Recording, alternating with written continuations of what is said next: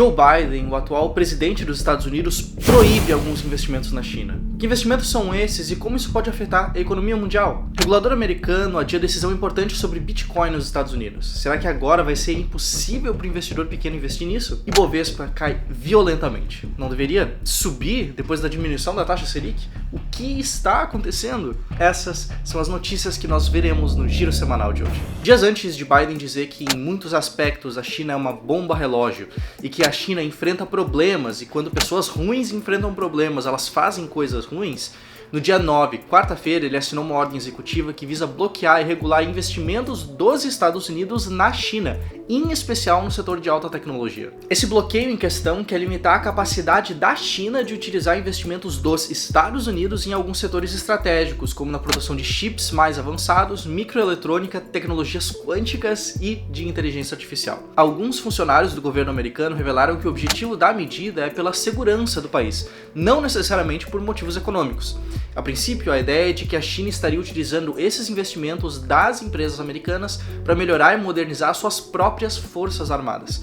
E você, acredita nessa motivação ou acha que o peixe que está sendo vendido é um peixe diferente? Também nos Estados Unidos, dessa vez nós novamente não iremos ver a democratização dos investimentos em criptomoedas de forma geral. Caso você não esteja por dentro da discussão, a história é a seguinte. Há muito tempo existe o desejo de listar um ETF de Bitcoin nos Estados Unidos. Um ETF nada mais é do que um fundo de investimentos listado em bolsa. Se por um lado ter bitcoins em uma carteira fria, uma cold wallet, é uma forma que muitos usam para investir na moeda, o fato é que muitas vezes acaba tornando todo o processo mais caro e inseguro. Se você for roubado, ou se simplesmente perder a carteira ou a senha de criptografia da carteira, você perde os seus investimentos, você perde os seus bitcoins. Agora, ao comprar um ETF listado em uma bolsa de valores com a segurança e a comodidade de fazer isso através de uma corretora de investimentos, o processo como um todo se torna mais simples e acessível para a população em geral. Esse ETF é um desejo de muitos entusiastas de cripto, pois iria popularizar esse tipo de investimento, além de chamar novos investidores para ele. No dia 9 de agosto, o site criptofácil.com publicou: Bitcoin sobe com rumores sobre aprovação de ETF. No dia seguinte, 10 de agosto, o mesmo site publicou outra notícia. SEC, o órgão regulador do mercado financeiro dos Estados Unidos, aprovará vários ETFs de Bitcoin à vista e impulsionará o mercado, conforme prevê a Matrixport. Porém, como o que existe é o fato e não o boato, o fato é que a SEC, no dia 11 de agosto, acabou adiando essa discussão. Inclusive, o prazo estipulado é que uma resposta definitiva venha apenas em janeiro do ano que vem, em 2024, exclusivamente para o ETF da ARK e até março de 2024 para os outros ETFs de Bitcoin que ainda estão em análise pela SEC, incluindo também um ETF proposto pela gigante BlackRock, a maior empresa do mundo em gestão de ativos, com quase 9 trilhões de dólares sob gestão. A SEC ainda não permitiu a existência de nenhum ETF de cripto nos Estados Unidos e não há previsão de que isso irá de fato acontecer. Isso só o tempo dirá. Por enquanto, o investidor pessoa física ainda continua com seus outros caminhos para investir em cripto, seja confiando em plataformas online, seja comprando em algum lugar e armazenando nessas carteiras frias.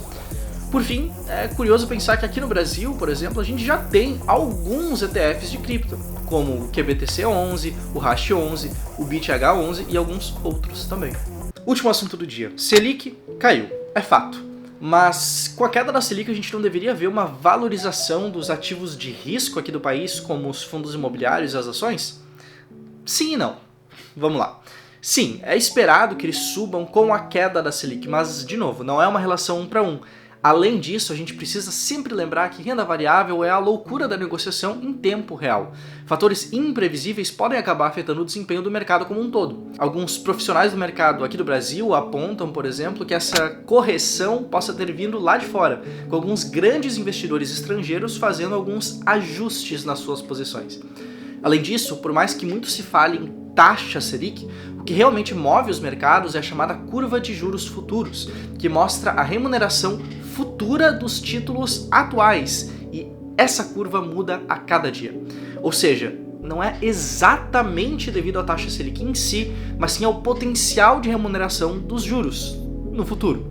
Esse não é um conceito tão simples de entender, mas já aproveita para te inscrever aqui no canal, que logo mais eu vou postar um vídeo falando só sobre isso. O fato é que, quando a gente fala em renda variável, o curto prazo sempre vai ser imprevisível. É quase como você jogar uma cara e coroa. A chance de se valorizar ou de cair é praticamente a mesma de um dia para o outro, de uma semana para outra, de um mês para o outro. O que importa mais é o potencial de valorização em prazos mais longos. Uma empresa não muda drasticamente de uma semana a outra. Um país não muda drasticamente de uma semana a outra, a não ser que existam alguns eventos muito fora da curva. Mas os preços na bolsa de valores, sim, eles mudam a cada dia que há negociação. Não se assuste. Permaneça focado nos seus objetivos e eu tenho certeza que você vai conseguir prosperar com seus investimentos. Aqui na Guilda dos Investidores, nós temos um vídeo novo quase todos os dias e um giro semanal sempre no final de cada semana. Te inscreve aqui no canal e eu te vejo no próximo vídeo, provavelmente amanhã. Um abraço.